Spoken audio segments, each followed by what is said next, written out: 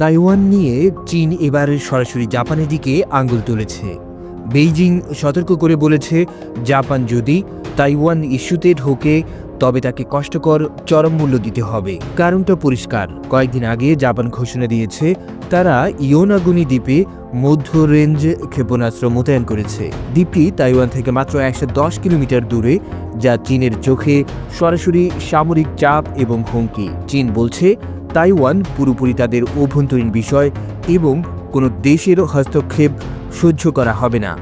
বিশ্লেষকদের মতে এই ক্ষেপণাস্ত্র মোতায়েন জাপানের পক্ষ থেকে তাইওয়ান সংঘাতে সম্ভাব্য ভবিষ্যৎ ভূমিকার ইঙ্গিত দিচ্ছে। এদিকে যুক্তরাষ্ট্রও তাইওয়ানের প্রতি সমর্থন বাড়াচ্ছে, ফলে এশিয়ায় উত্তেজনা আরও বাড়ছে। চীনের এই বার্তা স্পষ্ট, জাপান যদি পিছিয়ে না আসে তাহলে সম্পর্ক আরও তীব্র সংঘর্ষের দিকে যাবে। এখন লক্ষ্য করার বিষয়, জাপান কি মোতায়েন পরিকল্পনা চালিয়ে যাবে নাকি চীনের চাপের মুখে অবস্থান বদলাবে।